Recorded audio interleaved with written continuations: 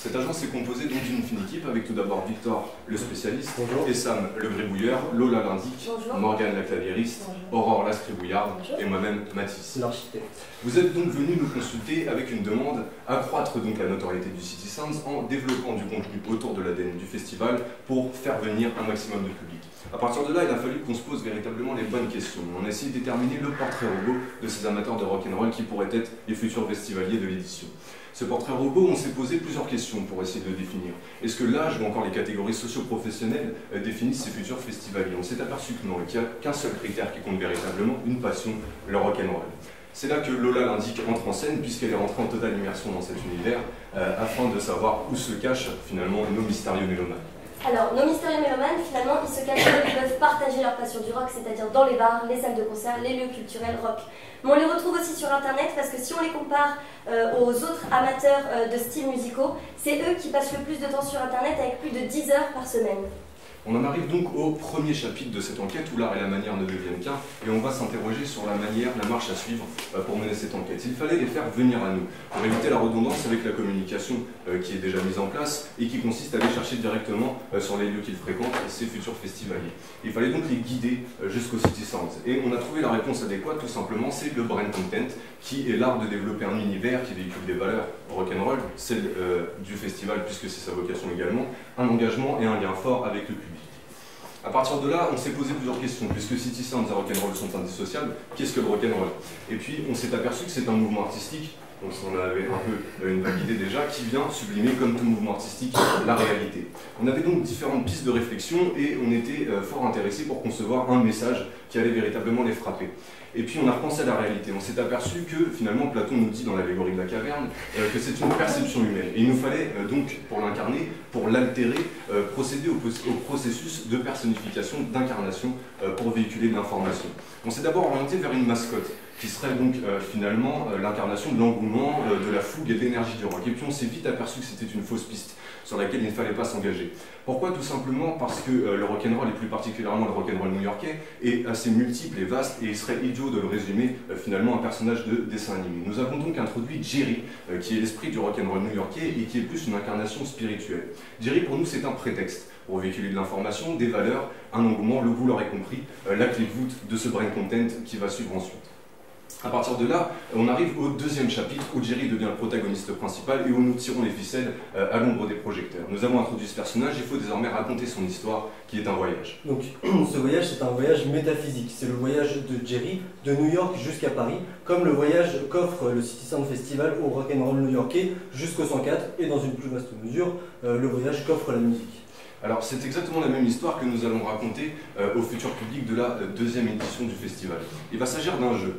Un jeu, ça peut paraître étrange parce que finalement, c'est pas en totale adéquation avec l'univers rock'n'roll. Mais ce qui nous intéresse là, c'est une cible de 18-25 ans qui sont aussi des amateurs de rock'n'roll et qui est une génération plus largement qui a grandi avec l'univers jeu vidéo, qui est très familière de ce type de médias. C'est pourquoi Victor va vous raconter un peu plus en détail ce jeu. Donc ce jeu va raconter l'histoire de Jerry, il s'appelle donc The Jerry Story. On rencontre Jerry dans les rues de New York et il découvre un billet un peu spécial, c'est un billet pour le 104 qui va le téléporter directement jusqu'à Paris. À Paris, il est complètement perdu et il va avec une seule adresse, celle du 104. Et donc sur son chemin pour arriver jusqu'au 104, il va rencontrer plusieurs protagonistes qui vont lui poser des questions et lui apporter des indices pour continuer sa route. Donc parmi ces protagonistes, nous avons un chauffeur de taxi new-yorkais qui a été pris dans cette faille spatio-temporelle. Ensuite, nous avons une personne qui distribue des flyers pour un festival, le festival City Sound. Et enfin, un amateur de musique, un amateur de musique rock. Vous l'aurez compris, en fait, ce jeu a également pour but de challenger donc les participants sur l'univers rock'n'roll, sur leur connaissance à la matière. Et finalement, à travers cette histoire un peu saugrenue, il est assez rock'n'roll dans l'esprit. Alors à partir de là, il ne suffit pas de développer le jeu, il faut également lui donner une véritable visibilité. Donc cette visibilité, nous allons la trouver sur une plateforme d'écoute musicale. Donc on aurait pu choisir Spotify ou Deezer, mais on a choisi Groove Shark parce que Groove Shark c'est la plateforme qui a le plus de playlists rock où va être exposé cet encart publicitaire. Donc ce qui permet une totale adéquation thématique et aussi de toucher plus de 16 000 amateurs de rock. Donc lorsque ces amateurs de rock vont cliquer sur cet encart publicitaire, ils vont être redirigés vers le jeu vidéo qui est hébergé sur le site internet. Ce site internet qui est graphiquement optimisé pour trouver les informations le plus rapidement possible, comme la programmation ou acheter ses places. Mais il y a une partie sur ce site internet qui va nous intéresser, c'est son forum. Le forum, c'est un lieu de discussion d'experts qui va asseoir cette image d'expert du City Sound Festival, cet expert du rock, et qui va séduire un public de quarantenaires qui lui aussi est expert du rock et qui est aussi qui connaît aussi les forums, puisque c'est un petit peu dans l'histoire d'internet les prémices des réseaux sociaux. Mais ce forum, il a une deuxième utilité, celle de référencer ce site internet. Mais ce n'est pas tout, puisqu'il y a aussi le référencement naturel avec les mots-clés qui structurent le site internet, le netlinking ou le partage de liens avec les différents partenaires, et Mathis, 3 noms de domaine. 3 noms de domaine, effectivement, Victor, qui sont festivalrock'n'roll.fr, rockfestival.fr et rockmusic.fr. Ces 3 noms de domaine, finalement, ils vont être liés directement au site du City Sound. C'est un peu technique, mais pour vous expliquer, en fait, lorsque les internautes taperont un de ces noms de domaine dans leur barre de recherche, ils atterriront directement sur le site du City Sound, ce qui va permettre donc d'optimiser le référencement, puisque ces mots-clés sont ceux qu'ils risquent de taper finalement pour se retrouver sur quelque chose en lien avec le rock'n'roll. Et ce n'est pas tout, puisqu'on va développer 4 plateformes digitales sur les réseaux sociaux également. Donc cette plateforme digitale, donc ce site internet, va se nourrir de ces 4 réseaux sociaux. Le premier, c'est Google+, qui va optimiser aussi le référencement, puisque c'est le réseau social de Google. Le deuxième, c'est Twitter, avec le hashtag CitySounds, puis l'Instagram et le Facebook avec sa timeline. Alors vous l'aurez compris, vous allez le comprendre tout de suite, le Facebook finalement il va nous permettre de décliner la ligne éditoriale de l'expérience de Jerry à Paris, racontée par l'équipe du City Sounds de la rencontre aujourd'hui. Sachant que, je le rappelle, finalement Jerry n'est qu'un prétexte pour véhiculer les valeurs du City Sounds Festival. Alors on passe sur le premier post, en fait la première publication, où la rencontre entre l'équipe du City Sounds et Jerry qui redirige directement vers le site. Le but, c'est de faire partager ce score sur Facebook, parce qu'il y a des places à gagner, tout simplement pour le City Sounds, ce qui est très incitatif, avec le hashtag City Sounds, toujours pour lier ces différentes plateformes digitales. Alors le hashtag CitySounds, il va permettre de partager, comme vous le disiez Mathis, ce qui permet aussi d'augmenter l'audience du City Sounds Festival. Mais on ne va pas s'arrêter là. Chaque post important de Jerry sera promu, ce qui nous permet à peu près 11 000 vues par jour promues. Alors c'était le premier temps fort finalement de notre communication digitale, et désormais l'attente de Jerry, qui est arrivée peut-être en avance pour le City Sounds, va être ponctuée par des rencontres avec le futur public, qui va nous permettre encore une fois de créer un lien et de véhiculer l'information et des valeurs. Le premier processus, c'est un processus d'identification, puisque Jerry étant arrivé à Paris, il va se rendre sur des lieux du rock'n'roll parisien, comme le Saint-Sauveur, pour une folle soirée par exemple. Le deuxième processus, finalement, c'est un processus d'information, puisque Jerry va pouvoir informer sur les lieux emblématiques du rock'n'roll new-yorkais, à travers les concerts mythiques qu'il a pu y voir. Et le dernier processus, c'est un processus de décalage, où il va pouvoir également introduire le site. Jerry, ne savant pas quoi faire en attendant le 17 juillet, il a rendu le site beaucoup plus rock'n'roll. Donc Jerry est aussi un grand altruiste. Il va offrir aux fans de sa communauté 3 photos de couverture Facebook, 3 covers Facebook. Donc le premier objectif, c'est de renforcer cette communauté autour d'un graphisme propre au City Sounds. Et le deuxième, ça va être d'utiliser les pages de nos fans comme réel support de communication pour le festival City Sounds. Alors comme vous le disiez Victor, on entre dans le 3e chapitre finalement, où le public noue un véritable lien avec Jerry. Ça va passer par le deuxième temps fort de notre communication digitale, c'est-à-dire une opération de street marketing liée toujours sur la même rhétorique à un jeu concours et à un partage de photos en l'occurrence, pour augmenter la visibilité. Et puis ce deuxième temps fort, il est illustré par l'arrivée finalement de ce taxi new-yorkais qui, vous l'aurez reconnu, était en fait dans le jeu déjà à la base. Il s'agit pour nous de mettre en place une passerelle entre le digital et le physique, d'incarner donc cette altération de la réalité. Alors ce street marketing, il a été pensé de 2 manières. La première, c'est que le taxi va être équipé de haut-parleurs qui diffusera des sons qui passeront au City Sound Festival. La seconde, c'est tout simplement que le trajet a été réfléchi, il va commencer au 104 et finir au 104 et passer par les lieux mythiques dont je vous parlais tout à l'heure, comme le Saint-Sauveur ou encore le Manche-Disque à Montreuil. Alors à partir de là, il ne suffit pas de mettre en place cette opération street marketing, il faut la relayer. Jerry a bien sûr réussi à filmer le taxi new-yorkais égaré dans Paris.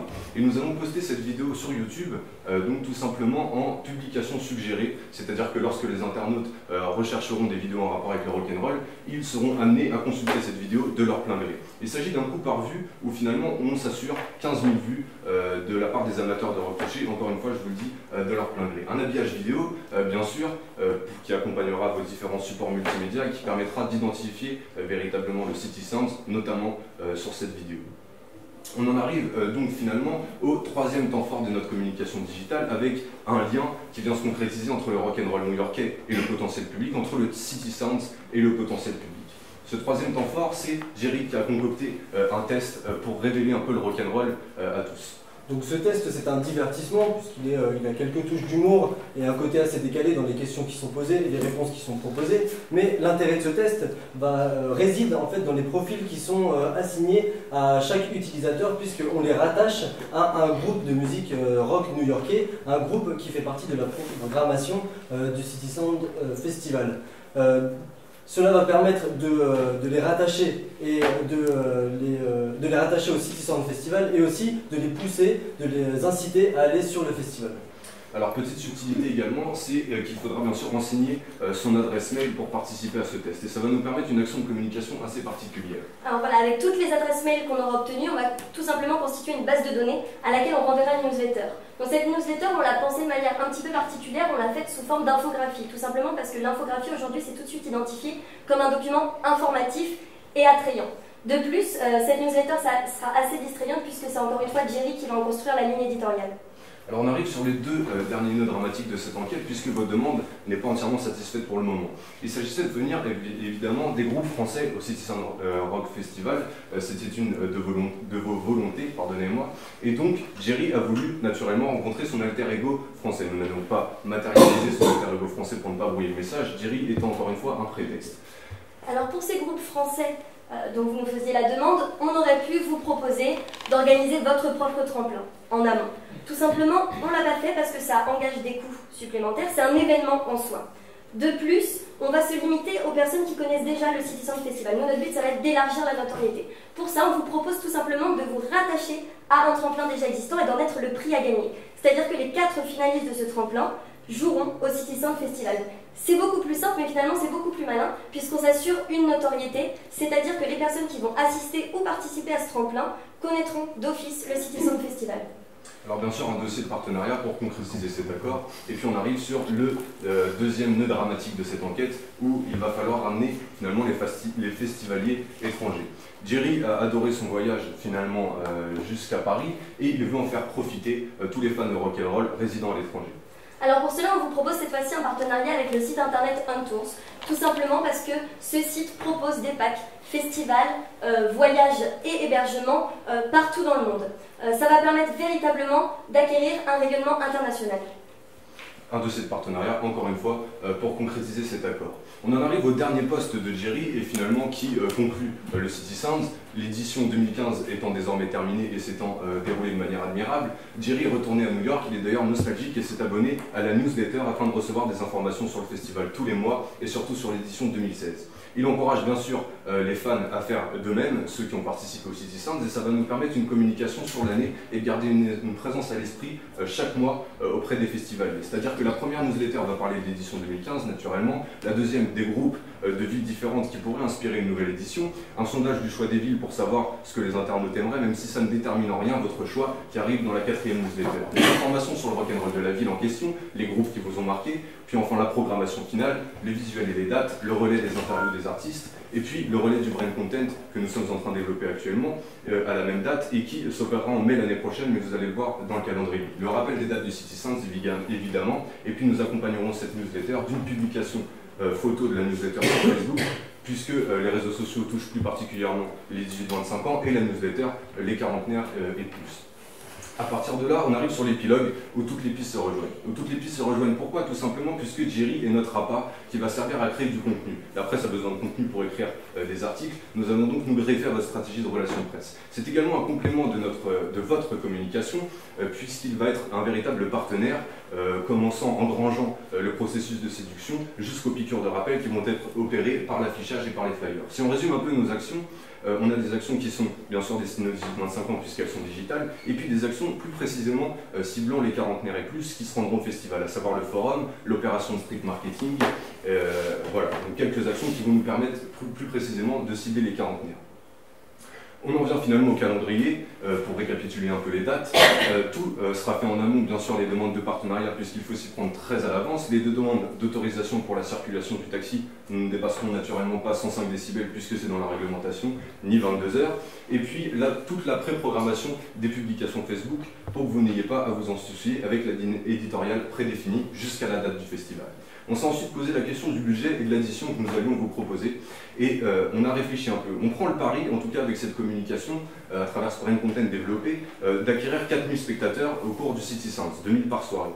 On s'est basé sur un prix extrêmement prudent de 20 € par place, qui vous rapporte un chiffre d'affaires prévisionnel de 80 000 €. À cela, on soustrait bien sûr le prix du plateau, 50 000 €, les frais annexes et les frais de balade sonore sur lesquels nous nous sommes renseignés. On arrive à 19 550 € et nous allons vous formuler donc 3 hypothèses. Alors la première hypothèse est une hypothèse haute qui comprend véritablement toute notre communication. Le brain content avec le site et même la SACEM puisqu'on va diffuser de la musique dans la rue. Tout ce qui va être promotionnel et dans divers vous retrouvez, puisque vous nous aviez demandé aussi des goodies, Mathilde vous en parlera plus tard, les sous-bocs et les badges. Ensuite une hypothèse intermédiaire dans laquelle finalement on supprime l'achat d'espace sur vos charques, les sous-bocs et les badges. Et enfin une hypothèse basse dans laquelle on supprime la promotion de la page Facebook. Si on résume tout ça, finalement, on arrive à une hypothèse haute d'environ 8 300 €, une hypothèse intermédiaire d'environ 6 300 € et une hypothèse basse d'environ 5 300 €.